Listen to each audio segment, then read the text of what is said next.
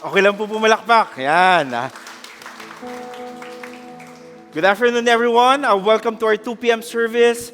Maybe some of you here is asking bakit medyo malabig lalo ngayon? Because hindi po tayo punong-puno today. Why? Because I want you to understand, thank you for really praying with us. Kasi kanina, we just started our 12 noon service. Yeah. And this will be a great opportunity for all of us to invite new people. Maybe some of you here, may kakilala kayo, mas fitted sa kanila yung 12 noon. You can invite them in our 12 noon service. Or maybe some of you here, this will be a great opportunity for you to invite someone. Kasi marami na po ulit tayong vacant na upuan. Okay ba yun? And before we start, can you just greet the person seated next to you? Batiin mo naman siya. Sabihin mo sa kanya, huwag kang lamigin. Yan. We're about to start a new series. Last week po pinag-usapan natin, it's all about the next generation. But this time, the title of our series is called To Courage. I really believe this series is very fitting in this season because we want to understand how God gives strength to His people. Lahat naman tayo dito somehow may pinagdadaanan tayo o may pinagdaanan na tayo sa buhay. And all of us here, kailangan natin ng courage, kailangan natin ng strength. Tama ba ako? Sino dito may pinagdaanan ka na sa buhay? Ayan, yung mga hindi nagtaas, may pagdadaanan ka din in the near future. But kidding aside, I want you to understand that at the end of the day, God is so faithful to provide courage and strength to all of us. And right now, we're gonna dive in the story of Joshua. At kaya po, ang masaya po dito kasi si Joshua po yung pag-uusapan natin dito. I would like everyone to stand up and open your Bibles in Joshua chapter 1, verses 1 to 9. So if you're coming here for the first time, meron po tayong nakalagay lang kung ano yung babasahin natin. But I'm really encouraging you to have your own Bible. Pwede po yan sa ating smartphones. Libre lang po ang mag-download or you can bring your hard copy. So same thing, the reason why we're standing because we want to take this opportunity to in reverence to God's Word, and at the same time, we will read the Word of God together. I'll start, then tuloy-tuloy po tayo. It says here, Joshua chapter 1, verses 1 to 9, after the death of Moses, the servant of the Lord, the son of Nun,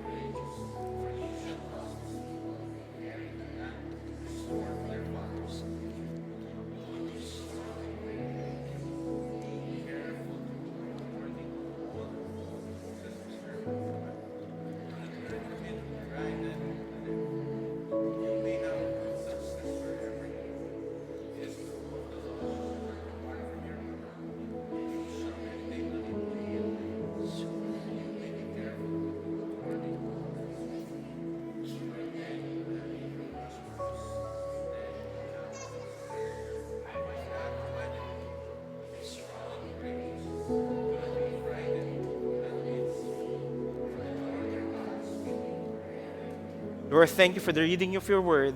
We pray that you will open our hearts, soften our hearts, Lord, to receive from you. Illuminate your word in the mighty name of Jesus. Amen and amen. You may take your seats. I really want to share a specific story. At alam ko naman dito sa story na to, somehow we can relate and we can understand. Most especially, this is already a history. Maybe some of you here, you are familiar with this face. This is Steve Jobs. And Steve Jobs is one of those people na entrep. Isa po siya sa mga businessman, inventor, who were able to put his vision into reality. At naniniwala ko lahat tayo dito somehow, nagkaroon tayo ng opportunity to be a consumer of His product, and that is iPhone. Sino dito maka-iPhone ka? Huwag na po kayo magtaas ng kamay, but maybe some of you here, iPhone ka, Mac ka. And alam niyo po ba si Steve Jobs, marami po siyang na-accomplish, more especially when it comes to Macintosh, iMac, iPad, iPhone, and iPad. Lahat po to, it's a development of his vision that was put into practice and then naging product siya. Grabe lang yung effect niya sa generation right now. Parang lahat ngayon, they really want, parang karamihan sa atin lahat dito, we are really looking forward to have a Mac. It could be phone or it could be a computer. Pero the reality is, at the end of the day, ito po yung katotohanan, darating yung time na mawawala tayo sa mundo. That's why when he died, and that's the year 1995 to 2011, grabe, nagulat ang mundo because of what had happened. And the question is, what will happen to Apple? Will it still thrive without Steve Jobs? And they experienced transition. Transition from Steve Jobs to Tim Cook. And the reality is, when siya na po yung naging CEO, pero before siya naging CEO, he is well known as an operational manager to the point that he was able to develop and improve yung tinatawag pong Apple. And with that, maraming complaints at maraming nagtatanong na magiging okay pa ba ang Apple at nagkakaroon ng comparison na sino bang mas magaling? Ano kaya mas mangyayari? Babaksak na ba ito na ba yung era na babaksak ang Apple because nag-change and nagkaroon ng transition in terms of leadership. And I want you to know, one of the interviews na meron ginawa si Tim Cook, sabi niya dito in Macworld, Tim Cook, Jobs told me never to ask what would Steve have done. Sabi niya dito, one of the things he did for me that removed a gigantic burden that would normally have existed is he told me on a couple of occasions before he passed away to never question what he would have done, never ask the question what Steve would do, to just do what is right. So, etong reason na to, nagkaroon siya ng confidence na never compare himself to someone, but rather do what is right. But in reality, kung titignan mo, eto rin yung nag-free up sa kanya in order for him to become the real CEO of Apple. If we're going to try to look at it, this is a kind of transition that is so hard. Imagine, multi-billionaire company, then all of a sudden, the founder, the CEO, died. Then kailangan may pumalit. Ang question nito, ipapatronize ka kaya ng mga tao? And I really believe all of us here somehow experience transition in life, whether good transition or bad transition. But at the end of the day, whether good transition or bad transition is still a transition. Meaning mahirap. Kasi hindi mo alam kung anong mangyayari. Tatanggapin ka ba ng tao o hindi? And in reality, the same story that was shared a while ago about Steve Jobs is the same story that had happened to Joshua.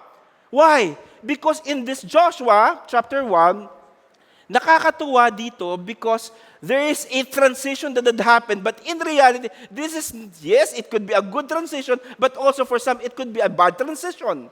Why? Because it says here in Joshua chapter 1, verse 1, after the death of Moses, the servant of the Lord said to Joshua, the son of Nun, Moses' assistant.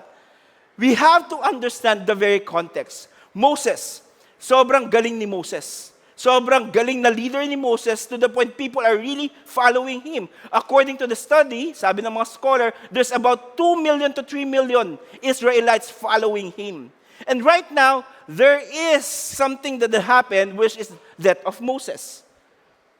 At kung titingnan natin, dahil nga si Moses, he was able to have this moment with the Lord, he was able to deliver the Israelites and perform so many miracles. Ano itong mga miracles na to? The crossing of the Red Sea, the pillar of the clouds and fire, bitter water made sweet, manna from the heaven, water from the rock.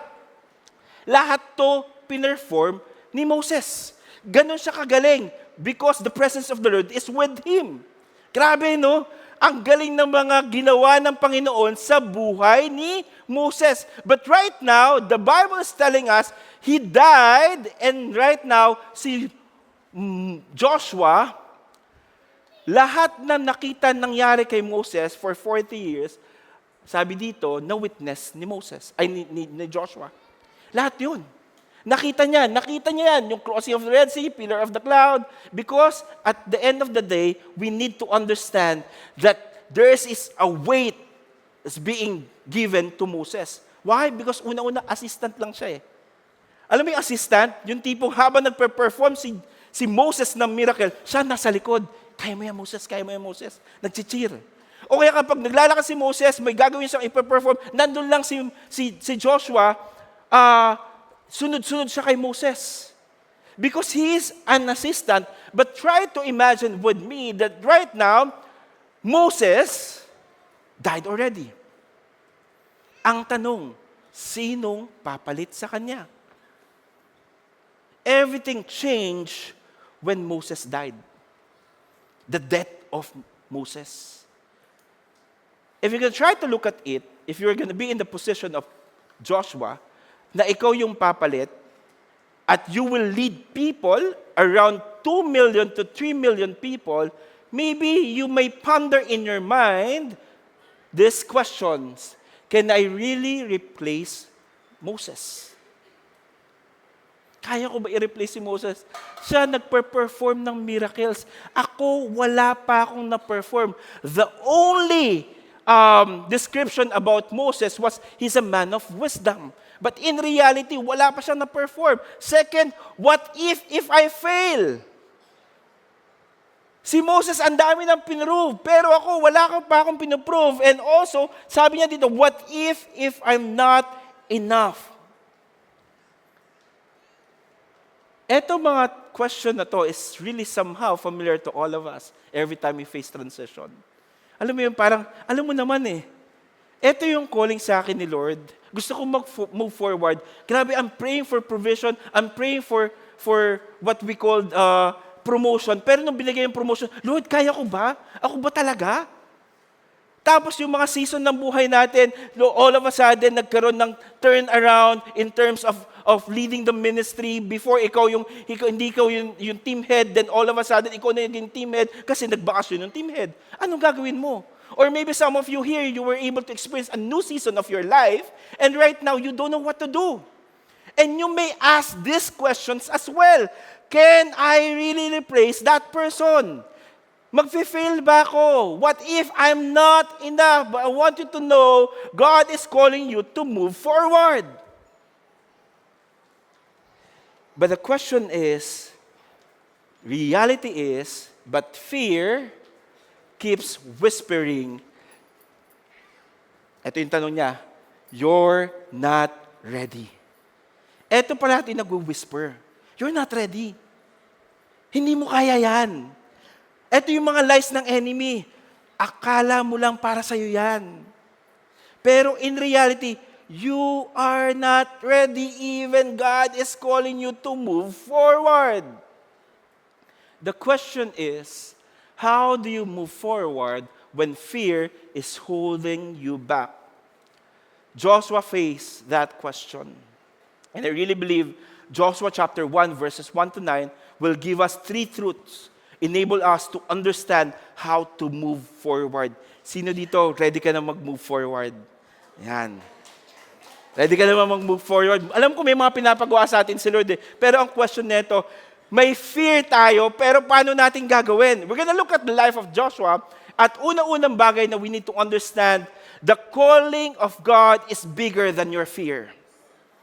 Let me repeat that. The calling of God is bigger than your fear. It says here in Joshua chapter 1 verse 2, Moses, my servant, is dead. Now therefore arise, go over this Jordan, you and all these people, into the land that I'm giving to them, to the people of Israel. The scene of this story, it's all about understanding that the new season that they have. Sabi ko kanina, si Moses, servant of God, patay na siya. And that is reality. And this new season the season of Moses is ended already. Tapos na. He was able to fulfill whatever God is calling him to do. Now it's about time to transition everything. And if you're gonna try to look at it, in this season, I want you to know that God is the one who's calling you. And you are being called to move forward without fear. The calling to lead the entire nation was enough to fill Joshua's heart. Pero in reality, kung titignan natin, napakahirap. Kasi ang galing na ni Moses pero namatay siya, anong magagawa ko? Hindi naman si Lord sobrang nineneglect yung emosyon ni Joshua. I really believe God gave Joshua a season for him to mourn. But at the end of the day, yes, you can mourn, pero hindi mo pwedeng tambayan. Why? Because God has a calling for all of us. And that calling, sabi niya dito, now it's about time for you to understand your new season. Because the season of Moses has ended, and your new season right now is for you to arise and go. Grabe, no? Lord, namatay si Moses, which is my leader, and right now you're calling me to lead the whole Israelite, and you're telling me to arise and go. Ano ba ibig sabihin ng arise and go? Una-una, yung arise means to get up and take your place. If God is calling you to be the leader of the Israelites, then you have to take up that calling that He has placed in you. At hindi lang yan, sabi niya, go, ibig sabihin nito means to cross over into the purpose God has prepared. So ito pala yun. Ang ibig sabihin pala nito, now there's a transition. Yes, I understand your feeling, but I want you to know that you can arise and you can go because I'm calling you for that specific purpose. May purpose ako kung bakit. Kaya kung titingnan natin, yung confidence ni Joshua, hindi nanggagaling sa kagalingan niya, kundi nanggagaling to because someone called him. Joshua's confidence was not meant to come from his feelings only, but from God's calling. So meaning, if God is calling you to do something, the question is, will you arise and go? Kasi kung pag-uusapan natin yung fear will say to you, stay where you are at na lang. Huwag ka na umalis, okay na yan. Hayaan mo na sila. Huwag mo nang i-fulfill. Dito ka na lang sa comfort zone mo. And with that, yung fear will focus more on your inability. Yung hindi mo kaya. Pero in reality, the reason why God is calling you, because kaya mo. Pero kapag may fear ka na, ang mangyayari dito, magpo-focus ka, ay, wag ko na lang itry kasi baka hindi ko magawa. Baka mag-fail ako. Baka mag-flop lang yung mga bagay na gagawin ko. But the Bible is telling us, God says, arise and go. You need to arise and go. What does it mean? Meaning, God's calling focuses on His purpose. Ano ba yung purpose? Bakit ka tinatawag ni Lord? For Joshua is for him to deliver the Israelite. Kasi nasa harap na nila yung promised land. Imagine, nasa harap na nila yung promised land, namatay pa yung leader ko. Pero ngayon, tinatawag ako ni Lord na I need to lead this 2 to 3 million Israelite to cross and experience that promised land. Kung walang tatayo at walang mag-go, I really believe hindi nila ma-experience yung promised land. Ang tanong ko sa iyo ngayon, kapatid, has God called you? Tinawag ka ba ni Lord? Or, do I feel ready? The question is, has God called me ba? Kung alam mong tinawag ka ni Lord, then go and arise. Pero kung sasabihin mo, do I feel ready ba? Hindi ito yung tamang question because it's not about feelings, but it's all about calling. Kapatid, saan ka ba tinatawag ni Lord ngayon? Kung tinatawag ka ni Lord ngayon to share the gospel to your family, ang tanong, Lord, ready na ba ako? Yes, you are. You have testimonies in life already. Na-experience mo na yung goodness and greatness ni Lord sa buhay mo? Ano ba naman i-share mo kung paano ka binago ng Panginoon? If God is calling you to a new position in order for you to gain more influence, the question is, will you accept that offer? Kasi kung hindi naman si Lord yung tumawag dito, definitely it will not be clear. Pero kung si Lord yung tumawag sa iyo, you need to step out on that boat so that you can experience the miracle that God has for you. Kapatid, nasan ka ngayon? Nandun ka ba sa position kung saan ka tinawag ni Lord? O nandun ka pa rin sa question, Lord, ready na ba ako? Kung magstay ka dun sa position, sa question na ready na ba ako, I'm telling you, you will never experience the miracle that God has for you.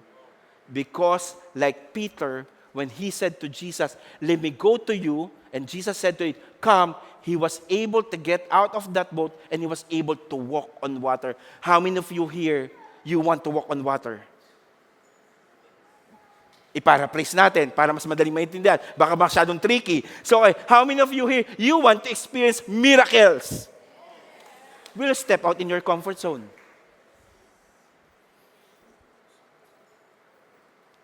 Kapatid, remember, God's calling is greater than your fear. Huwag kang matakot, kapatid, kasi ang tumatawag sa iyo ay yung Panginoon natin. That is the first thing. And the second thing that we need to understand is that the presence of God is stronger than your fear. Let me repeat that again. The presence of God is stronger than your fear. After God called Joshua to arise, He immediately reassured him with His promise and with His presence. It says here in verse 3 to 5, sabi niya dito, every place that the sole of your foot will tread upon I have given to you, just as I have promised to Moses. From the wilderness and this Lebanon, as far as the great river, the river of Euphrates, all the land of the Hittites, to the great sea, toward the going down to the sun shall be your territory. No man shall be able to stand before you all the days of your life. Just I was with Moses, so I will be with you. I will not leave you or forsake you.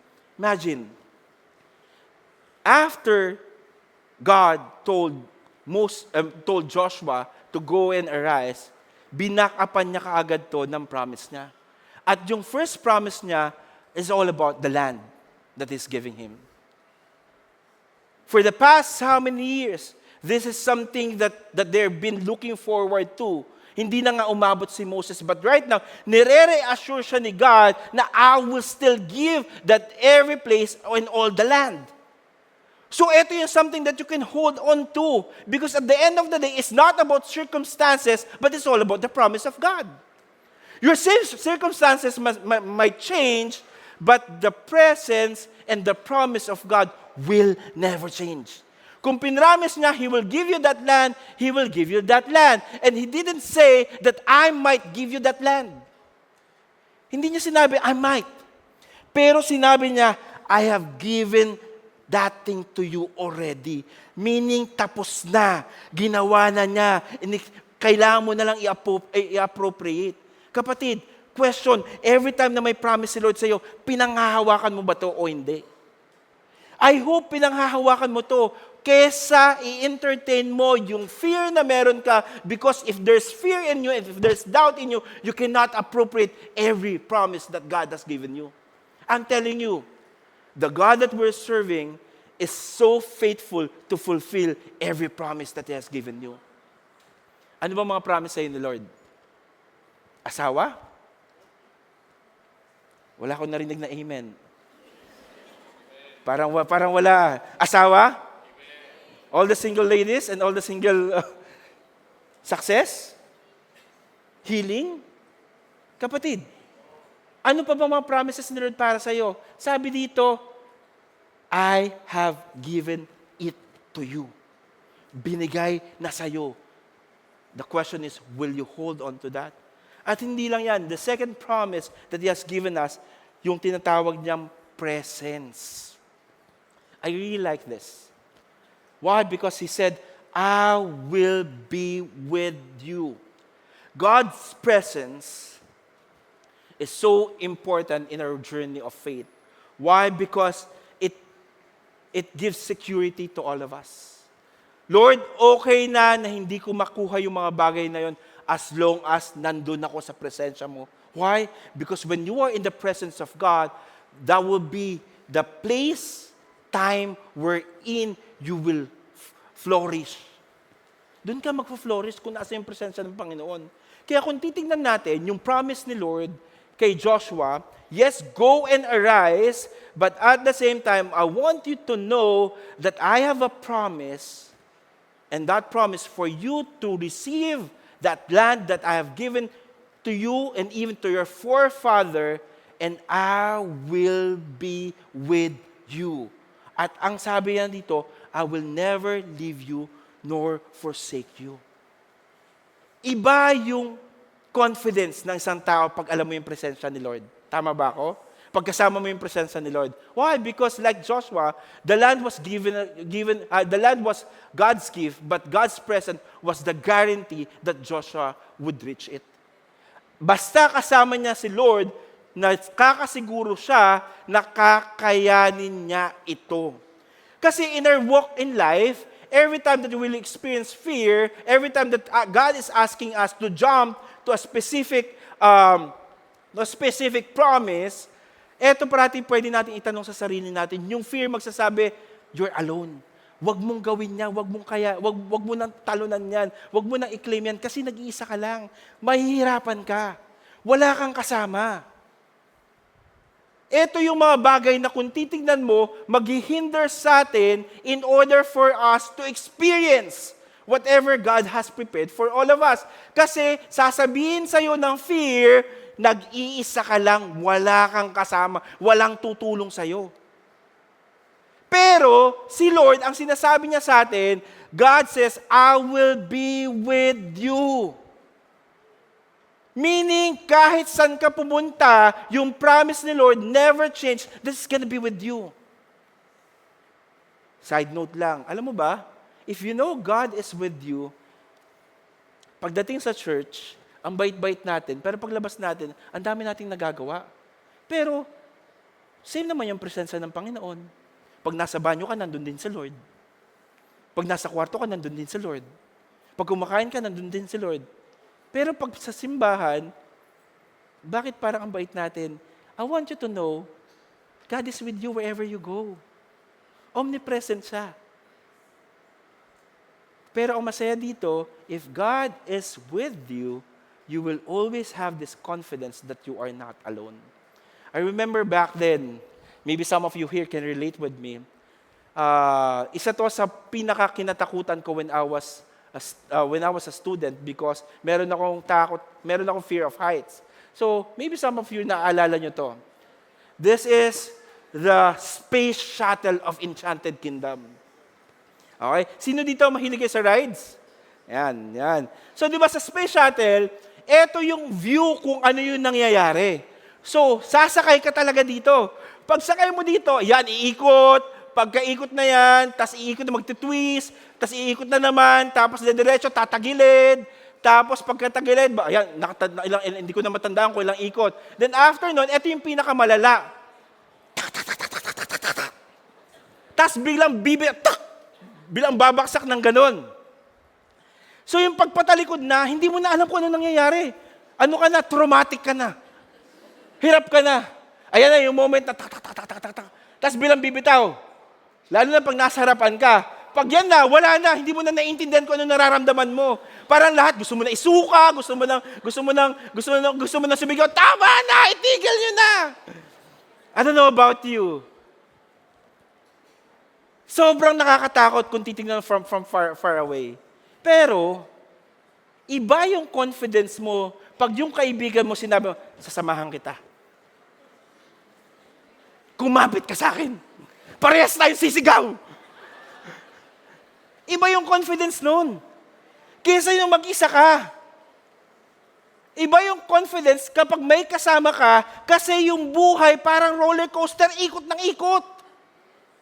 The question is, sinong kasama mo habang umiikot ang mundo? May kahawak ka ba na presensya ng Panginoon o nag-iisa ka, yakap-yakap mo sarili mo? Kapatid, okay lang sumigaw sa roller coaster, pero mas masarap sumigaw kung kasama mo si Lord. Tara na, Enchanted Kingdom na. When I was watching this a while ago, nag-flashback lahat ng trauma ko. Pero isang beses lang naman ako ng trauma after ng tuloy-tuloy na. Kaya ko na kahit mag-isa, pero kailangan kita ko sila. Iba rin kasi yung confidence kapag may kasama ka. Kapatid, ito yung hamon ng buhay. Maraming opportunities, the enemy will still kill, steal, and destroy the promises of God na para sa'yo. Ang question neto, sa hamon ng buhay na na-experience natin at maraming fear at iba't ibang klase ng fears, yung pwede natin ma-experience, ang tanong, nandun ba yung presensya ng Panginoon habang pinagdadaanan mo to? Remember, God's greatest promise is not merely what He gives, it is that He goes with us. Ito yung pinakamasarap, yung promise niya na He will be there for us, He will never leave us, He will never forsake us. So meaning, God's promises give us hope and God's presence gives us courage. Kapag may presensya ng Panginoon, kaya mo at confident ka na malalagpasan mo to. Kapatid, sino may problema dito? Sino to? Lahat. Almost lahat naman tayo. Basta kasama mo si Lord, malalagpasan mo yan. Can we just give a hand to God? Presensya ng Panginoon. And finally, I want you to know the Word of God is clearer than your fear. The Word of God is clearer than your fear. It says here in Joshua chapter 1, verses 6 to 9, sabi niya, be strong and courageous, for you shall cause this people to inherit the land that are sore to their fathers, to give them. Only be strong and very courageous, being careful to do according to all the law that Moses, my servant, commanded you. Do not turn from it to the right hand or to the left, that you may have good success wherever you go. This book of the law shall not depart from your mouth, but you shall meditate on it day and night, so that you may be careful to do according to all that is written in it. For then you will make your way prosperous, and then you will have good success. Have I not commanded you? Be strong and courageous. Do not be frightened, and do not be dismayed, for the Lord your God is with you wherever you go. Imagine, he said, arise and go. I have a promise, and my presence will be with you. But at the same time, I want you to know this command. I want you to be strong and courageous.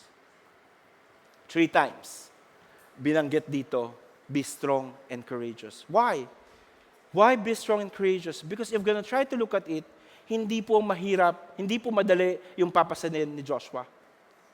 He will lead 2 to 3 million people, Israelites, who have been with Moses for the past how many years. And definitely, it's not an easy task. Hindi madali yun. Hindi madali na makita kung paano mangyayari to. Hindi madali na may bagong leader na hindi pa nila naiintindihan kung gaano kagaling si Joshua.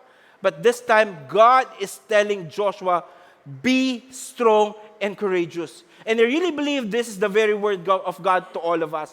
Whatever season you are in right now, remember that you need to arise and go. Remember that there's a promise that God has deposited in you. Remember that His presence is with you, and don't forget to be strong and courageous. Huwag mong kalimutan na yung presensya ng Panginoon is more than enough in order for you to be strong and courageous. Why being courageous? Because at the end of the day, even if there is fear, as long as you are courage, as long as you know that the presence of God is with you, you can and you will able to experience victory over everything. Kaya kapatid, nung sinabi niyang 3 times, be strong and courageous, He didn't stop there. Sabi niya, ito yung kailangan mong gawin. This is how you should be strong and courageous. Paano? Simple, pero mahirap gawin. Sabi niya, Joshua 1:8, this book of the law shall not depart from your mouth, but you shall meditate on it day and night, so that you may be careful to do according to all that is written in it. It's all about the Word of God. Kung wala kang salita ng Panginoon sa buhay mo, it's gonna be hard for you to be strong and courageous. The Bible is telling us that at the end of the day, una-una, you need to understand the importance of the Word of God. Ito yung magsusustain sa'yo. Ito yung manual ng buhay natin. At sabi niya, the Word of the Lord, we have to speak the Word of the Lord, shall not depart from your mouth. Meaning, every time you read the Word of God, you declare. You declare the very Word of God. There's so many promises. God, 60,000 plus promises that God has given to all of us. But the question is, do you know even a single promise that God has given you? That God can heal you. That God can promote you. That God can give you the provision that you need. The question is, will you speak the very Word of God instead of speaking your fear? Kasi malaro po yung mind natin. Most of the time, we overthink. Pag nag-overthink na tayo, eto na yung moment wherein ang hirap i-process sa mind natin yung promises ni Lord because mas mabigat na yung mga nasa utak natin na hindi natin kakayanin. Remember, yung fear, siya yung parating paulit-ulit na nagsasabi sa atin, hindi mo yan kaya. But more than fear, my prayer is that you will confess, you will discuss, you will teach, and you will remind yourself about the promises of God. Kapatid, unang gawin, kuha kang Bible. Kapag may Bible ka, malalaman mo yung promises ng Panginoon. Pangalawa, sabi niya dito, meditate it day and night. Meditate on the Word. Anong ibig sabihin nito? You need to ponder. You need to reflect the very Word of God. And you have to ask, Lord, ano ba yung tinuturo mo sa akin? At ang masaya kasi dito, every time you ponder in the Word of God, alam mo sa sarili mo kapag kinakausap ka ng Panginoon. Alam mo sa sarili mo, pag may pinapagawa sa iyo ang Panginoon, pero yung puso natin, very deceitful. Minsan, alam mo, para sa itong word na yon, pero ang gagawin mo, i-divert mo itong word na to, ay tingin ko sa kaibigan ko to. Para to sa kanya, sasabihin ko to sa kanya pag nakita ko siya. Pero in reality, alam na alam mo sa sarili mo, it's for you. It's just that you don't want to accept the reality that God is speaking to you that night, at that very moment, and right now, you're having a hard time to appropriate whatever God is telling you to do. So kapatid, pag para sa'yo, hindi para sa katabi mo. Hindi para kahit kanino. Sabi niya dito, you need to meditate it day and night.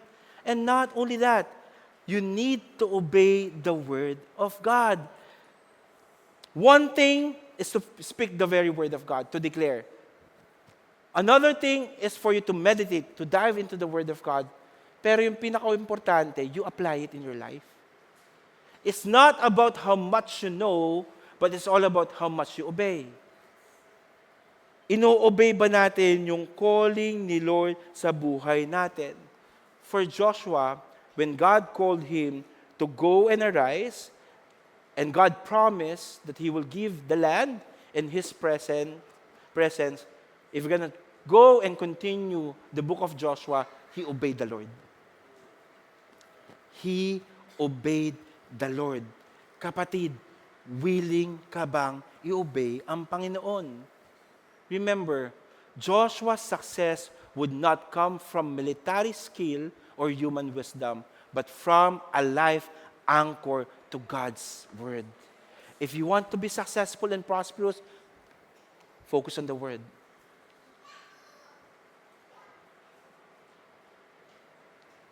Fear will tell to you and will fill your mind with uncertainty.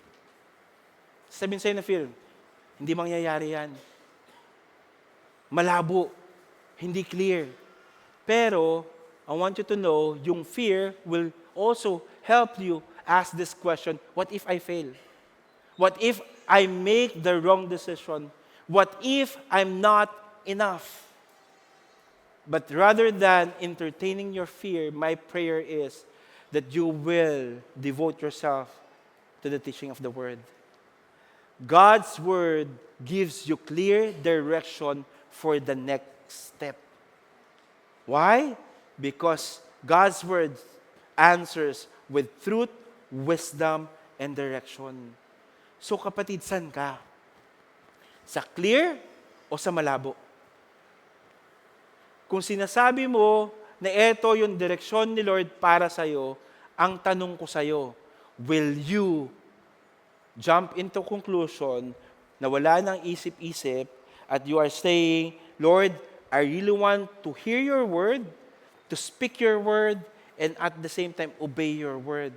Because when fear fills your mind, don't let fear have the loudest voice.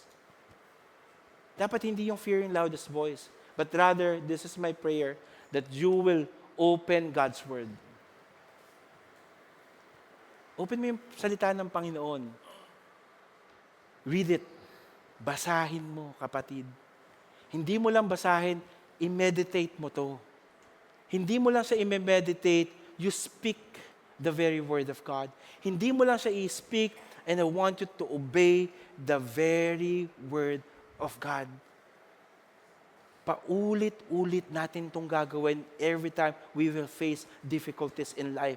Open God's Word, read it, meditate on it, speak in it, and even obey it. Why? Because fear clouds your vision, but God's Word lights your path. Kung ito yung vision na binigay sa iyo ng Panginoon, I hope hindi yung fear ang magka-cloud sa'yo, but rather, bibigyan ka ng daan, tamang daan, path, kasi binasa mo yung salita ng Panginoon. Kaya ini-encourage ko kayo to have your own Bible. The Bible is also telling us in Psalm 119 verse 105, your word is a lamp to my feet and a light to my path. Sino dito ang gustong umayos yung path ng buhay mo? It's very clear. Salita ng Panginoon ang makakaayos ng buhay mo. Tingin ka sa tabi mo, totoo yan, sabihin mo. But I want you to know, as we end, God may not reveal the whole journey, but His Word reveals the next step. Hindi mo man makita kung ano yung mangyayari, pero at least na-vision mo na kung saan pupunta. Pero si Lord, habang nagwo-walk ka at habang nire-read mo yung Bible mo, unti-unti mo ma-appreciate yung mga promises niya, unti-unti mo makiklaim yung mga promises niya, at unti-unti mo makikita na nagbabago ka. Kaya ngayon, the question that we asked a while ago, how do you move forward when fear is holding you back? Na hindi mo ma-fulfill kung ano yung pinapagawa sa ni Lord. Remember, the calling of God is bigger than your fear. Panghawakan mo yung calling ng Panginoon. Second is, the presence of God is stronger than your fear. And finally, the Word of God is clearer than your fear. I'm going to ask the worship team to come here in front. We're going to take the time to worship the Lord. Can I ask everyone to stand up? Before we worship the Lord, let me just end with this verse. And I really believe, ito yung mag-i-encourage sa ating lahat. Whatever season you are in right now, whatever situation, difficult situation that you have right now, I want you to understand this verse. It says in this verse, in Joshua chapter 1 verse 9, tinanggal na nila. Joshua chapter 1 verse 9, very clear. Let me read it to everyone. Sabi niya dito, have I not commanded you? Be strong and courageous. Do not be frightened, and do not be dismayed, for the Lord your God is with you wherever you will go. This is the promise of God to all of us. Whatever season you are in right now, do not be dismayed, because God is with you. Can we just worship the Lord? Can we just take this time? Can we just lift our hands to Him? Don't mind the person standing next to you, but I want you to focus on Him. Lord, alam ko may malaki akong giant na finiface right now. Alam ko may malaki akong desisyon na kailangan gawin right now. But this time, I want to fix my eyes on you and focus on you alone, God. And I declare that you are with me. You will talk to me. You will speak in my behalf. Help me to appropriate every promise you have given me. Can we just worship Him?